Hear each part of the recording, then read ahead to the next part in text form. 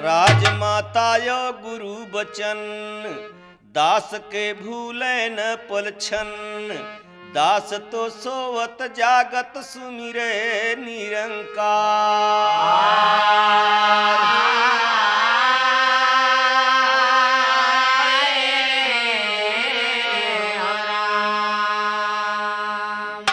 भैया आप सबके सामने सिमरन पेशवा दातार परमात्मा का, प्रभु परमात्मा का गुरु के कृपा से जरा आप ध्यान दे के सुने और समझें कि सच का होत है झूठ का होत है। हाय परम पिता परमात्मा कण कण तेरा बास। करन करावन हार प्रभु सब कुछ तेरे पास। अंग संग तुझको जान के अवतार करें अरदास। तू राजा अधिराज हो मैं दासन के दास। एक तू ही निरंकार।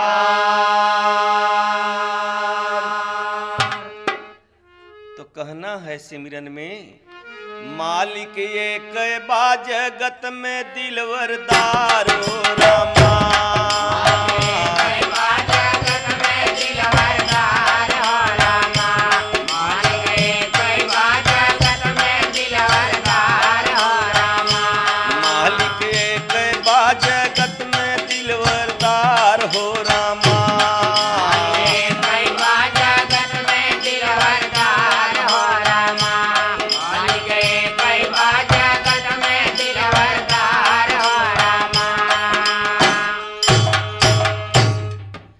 पहले सुमिरन करी गुरु का सुन ले ध्यान लगाई जी। बार बार चरणन में गुरु के हम जाई बल जाई जी। गुरु ने हमारी आँख खोल के दिहल निराम दिखाई जी। राम मिले तब जान गए जीवन कर नैया गाई जी।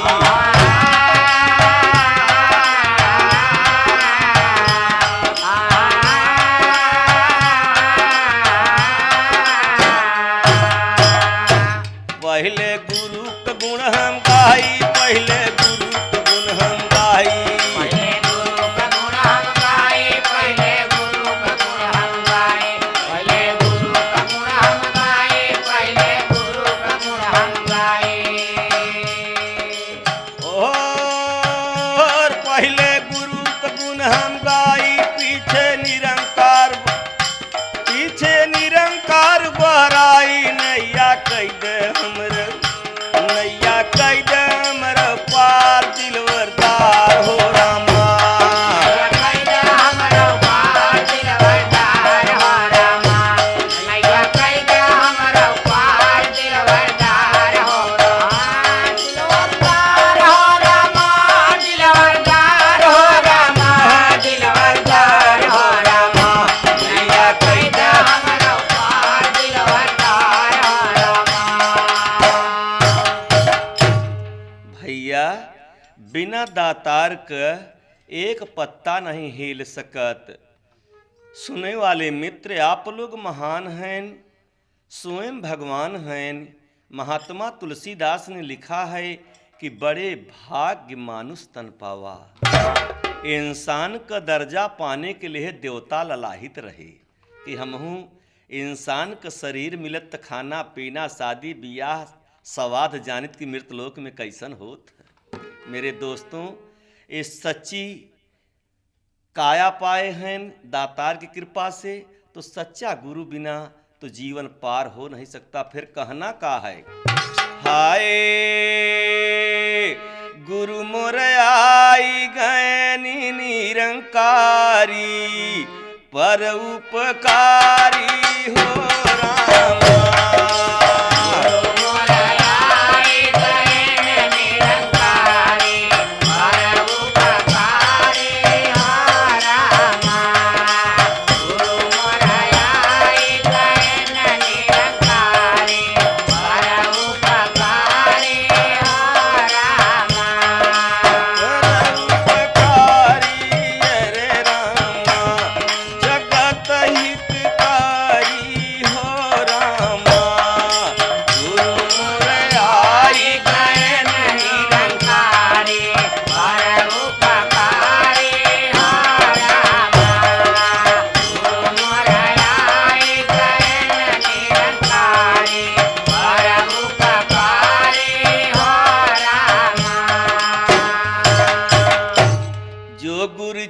चरणों में ध्यान लगावे, तब गुरु पांच परन समझाए हो, तब गुरु पांच परन समझाए हो, तब गुरु पांच परन समझाए।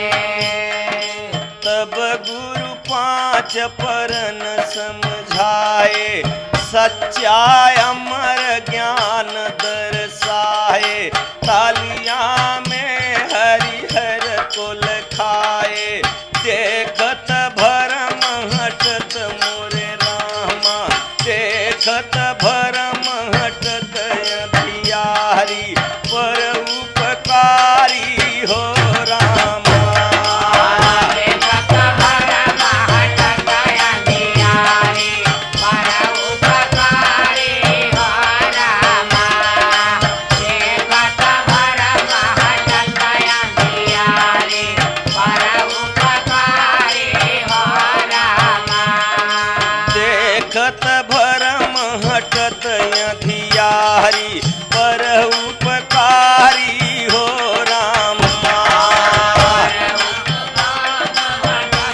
अंधियारी, पर उपकारी हो रामा। देखत भरम हटत अंधियारी, पर उपकारी हो रामा। भैया, महात्मा तुलसीदास प्रभु परमात्मा के लिए लिखे भी हैं कि है मालिक नियरे, है नियरे दीखत नहीं, धीर्घ धीर्घ ऐसे जिंद यहकारे, कि धीर्घ धीर्घ ऐसे जिंद, और तुलसी यह संसार को भय मोतिया बिंद। मोतिया बिंद का इलाज के करत है? डॉक्टर करत ही। वैसे ही प्रभु परमात्मा के देखत सब बा, लेकिन पहचान नहीं पावता। किस लिए? कि पर्दा लगा है, बिना सतगुरु के पर्दा कौन खोलेगा। तो कहना बा, जब सतगुरु से हम पावा ज्ञान, तब मालिक का भव पहचान हो, तब मालिक का भवा पहचान हो, तब मालिक का भवा पहचान। तब मालिक भवा पहचान। हरिहर हर में है समान, डोलत बोल सुनत बिन कान, सींचत सब एक फुलवारी, सींचत सब एक फुलवारी, पर उपकारी हो रामा। सींचत सब एक फुलवारी, पर उपकारी हो रामा। सींचत एक फुलवारी, पर उपकारी हो रामा। उपकारी हो रामा, पर उपकारी हरे मोरे रामा, पर उपकारी हो रामा।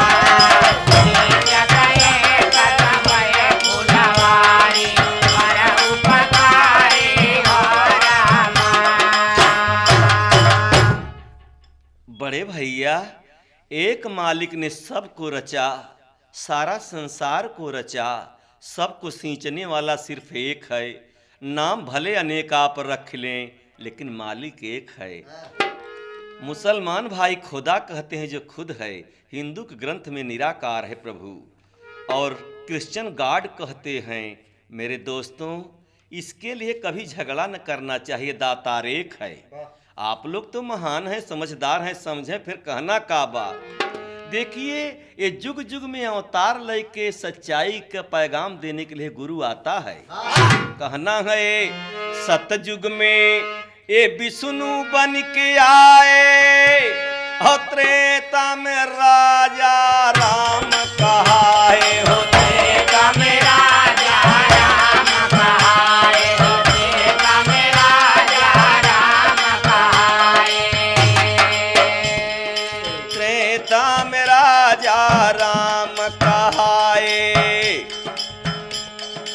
द्वापर श्याम खेल दिखलाए, अर्जुन जी कर भरम हटाए। कंवरो सौ भैया मोरे रामा, कंवरो सौ भैया गवा मारी, पर उपकारी हो रामा।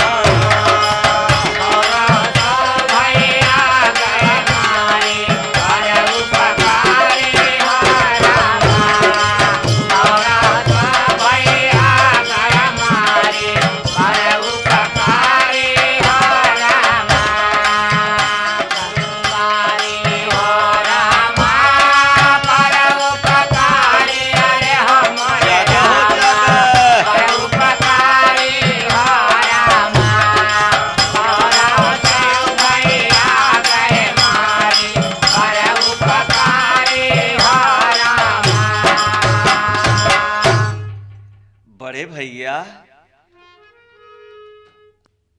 ये मालिक अत्याचारियन का हनन भी कर देता है।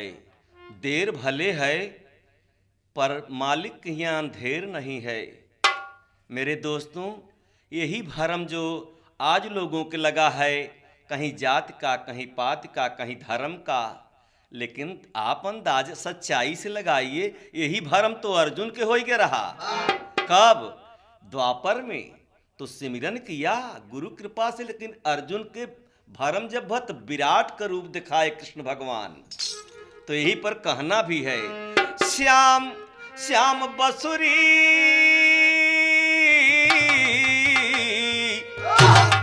श्याम बसुरी, श्याम बसुरी बजौले मधुर तान से, और लोग सुने ध्यान से ना। श्याम बसुरी बजौले मधुर तान से, लोग सुने ध्यान से ना। श्याम बसुरी बजौले मधुर तान से, लोग सुने ध्यान से ना।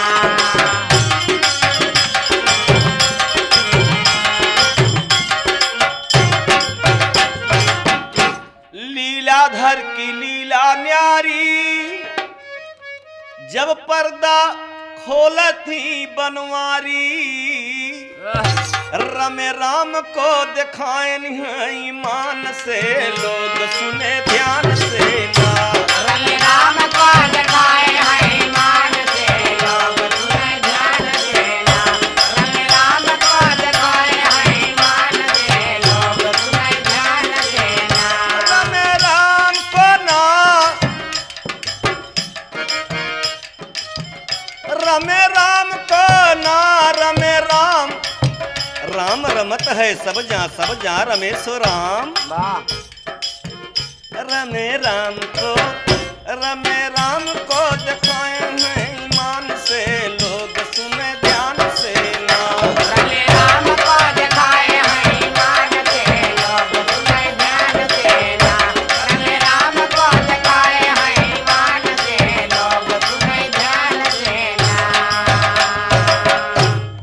राम रमत है सब जहां, जब सारा जहां का विराट रूप में जब दिखाए, तब अर्जुन को भरम हटता। मेरे दोस्तों, अंदाज लगाइए, अर्जुन के फिर भी नहीं समझ आवत, तो पास बोलाएं, नजदीक में बोलाएं कि आओ हम समझाए दे। तो पास अर्जुन के बुलाए, रूप विराट जब दिखाए, पास अर्जुन को बुलाए, विराट जब दिखाए, पास अर्जुन को बुलाए, रूप विराट जब, रूप विराट जब दिखाए, रूप विराट जब, रूप विराट जब दिखाए, रूप विराट जब दिखाए। हे, अर्जुन बात सुनाई, अर्जुन बात समझाई, अर्जुन बात सुने लागे हैं भगवान से, लोग सुने ध्यान से ना। अर्जुन बात सुने लागे हैं भगवान से, लोग सुने ध्यान से ना।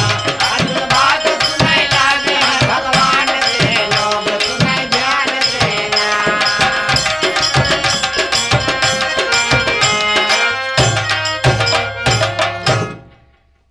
अर्जुन बात सुनत या समझत हैं, अब देखिए आप अंदाज लगाइए, वैसे भरम रहा। लोग कहती चल कथा सुन ले, वार्ता सुन ले, गोबरे से लीप, हेतना धोती लागे, फूल लागे, का लागे, तब हम प्रभु परमात्मा के ज्ञान देव। लेकिन यहाँ लड़ाई क्षेत्र के मैदान के अंदर में कृष्ण भगवान स्वयं दिखावत हैं अर्जुन जी के भगवान के विराट रूप। तो अर्जुन बात सुने लागे जब भगवान से पाए अर्जुन जी जब ज्ञान, तो मन में खुशी भय महान पाए अर्जुन जी ज्ञान।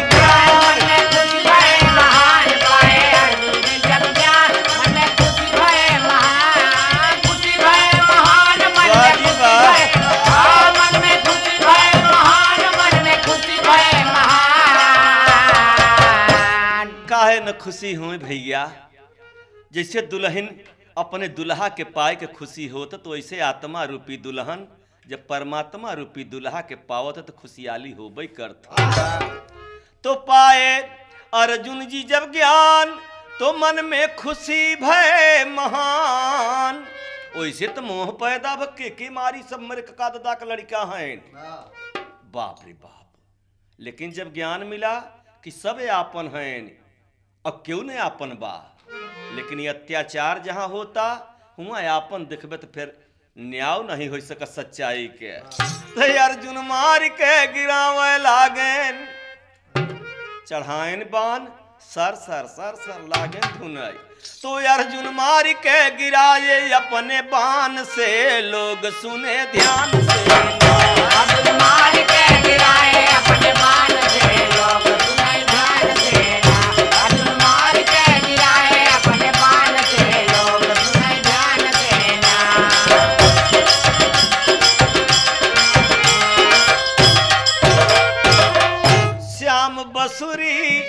श्याम बसुरी बजौले मधुर तान से, लोग सुने ध्यान से।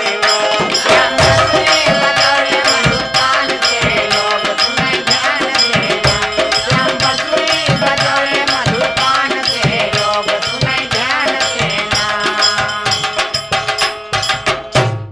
तो हरिहर में समाए, हरिहर हर महात्मा तुलसीदास भी तो दोहराए नहीं बात के कि हरि व्यापक सर्वत्र समाना। कहीं मिलेगा कैसे, कतौ नहीं लिखावक पैसा धोती लंगोटा, रुपया पैसा झंडा, कोरता रुमाल, सोना चांदी, गाय बछिया कि देवे तब भगवान के दिखाओ, कहीं मिलेगा कैसे। कहें हरि व्यापक सर्वत्र समाना, सर्वत्र व एक साथ समाना। कहें फिर कहें प्रेम से प्रकट हो तो मैं जाना। प्रेम की जरूरत है। और जब प्रेम कब होता, जैसे दुल्हा मिला तो दुल्हा के नाते सारे परिवार से प्रेम होता, वैसे आत्मा रूपी दुल्हन जब परमात्मा के पास जाता सारे संसार से प्रेम हो जाता। तो हरिहर में समाए झूला सबके झुलाए, हरिहर में समाए झूला सबके झुलाए। हरिहर में समाए झूला सबके, हाँ झूला सबके झुलाए। झूला सबके, हाँ झूला सबके झुलाए। झूला सबके झुलाए। हरिहर में समाए झूला सबही के झुलाए। हमहु गीत गाई हम तो सुमिरन करी, हम तो सुमिरन करी गीतायो पुराण से, लोग सुने ध्यान से। हम सुमिरन करे गीतायो पुराण से, लोग सुने ध्यान से। हम सुमिरन करे गीतायो पुराण से, लोग सुने ध्यान से ना।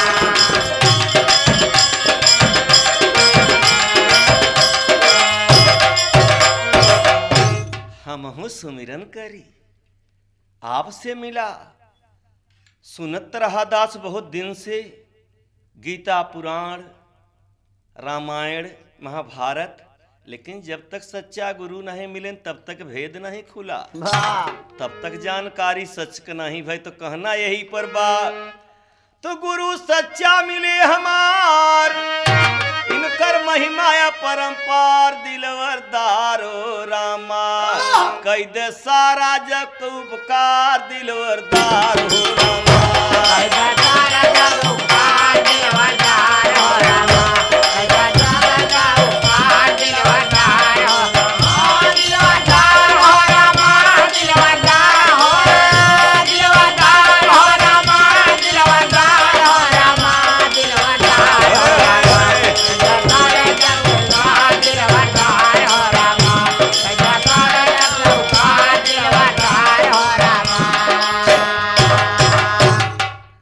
सतयुग की बात तो सुन लें आप, त्रेता की बात सुन लें। जब सतयुग में आए तो तमाम ऋषि महर्षि ज्ञान पाए, और जब त्रेता में राम में आए तमाम ऋषि मुनि दर्शन पाए, सेवरी तर गए, केवट तर गए, तमाम नाम रामायण में आवता। द्वापर में कृष्ण भगवान आए, तमाम भगत तर गए। तो कल युगों में ते अवतार आए गए बाबा भैया। अब न खोज न जानत हम का करी। तो कभों कभों तो दास यही कहा करत है कि कल युग में सतगुरु बाबा हर देव बन के आए, और दुखिया गरीबन के गले से लगाए। तो दुखिया गरीबन के गले से लगाए, और सच्चा राह गुरु हमके बताए। तब हम गईले सुन बलहारी पर उपकारी हो रामा।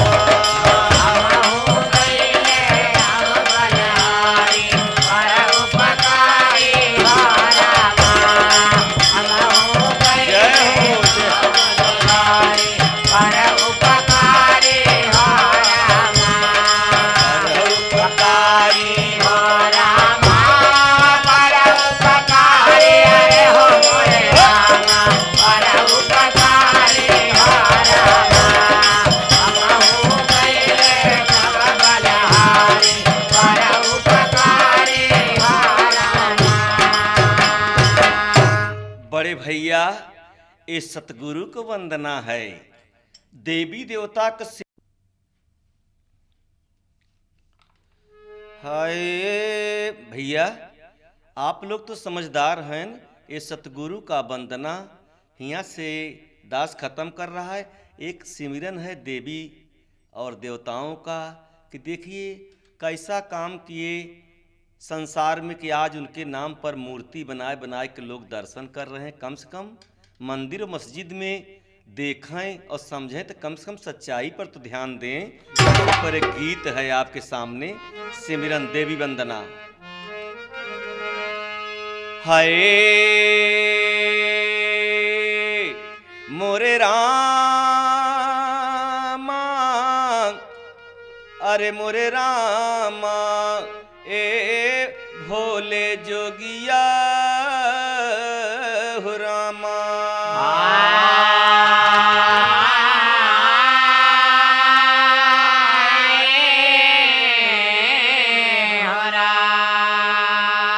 तो सुमिर याद जोत महारानी, और तू हई यहू जगत करानी। मैया तेज दुनिया में बड़ा जो।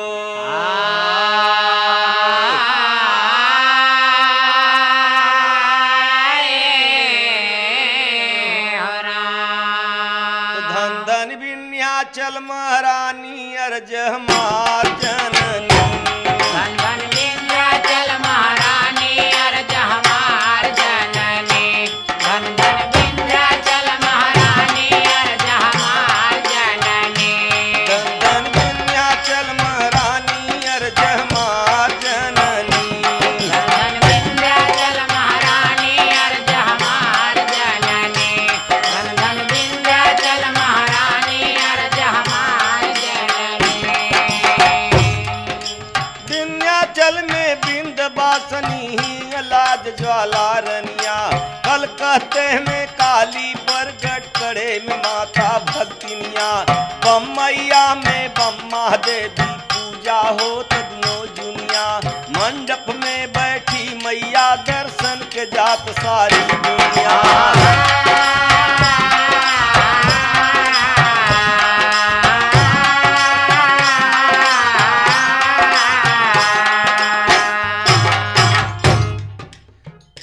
ये नहीं याद जोत महारानी, ये नहीं याद जोत महारानी। नहीं याद जोत महारानी, नहीं याद जोत महारानी, नहीं याद जोत महारानी, नहीं याद जोत महारानी। और ये नहीं याद जोत महारानी, ये नहीं यही जगत का रानी, ये नहीं काल रूप बन,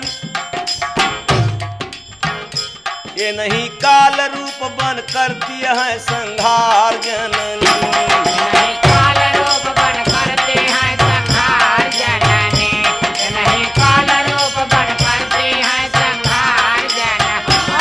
संहार जननी हो, संहार जननी हो, संहार जननी हो, संहार जननी हो, राम संहार जननी। नहीं काल रूप बन करते हैं संहार जननी, नहीं काल रूप बन करते हैं संहार जननी। विंध्याचल महारानी अर्ज हमार जननी। गंधन विंध्याचल महारानी अर्ज हमार जननी, गंधन विंध्याचल महारानी अर्ज हमार जननी। जो उठते हैं 4 बजे गंगा जी जाए नहाते हैं, ओहरियर अच्छा नरियर चुंदरी एक में बनवाते हैं, गाय मिले फाटक के ऊपर जय जयकार मनाते हैं। हे मैया दर्शन के दई दे बड़ी दूर से आते हैं।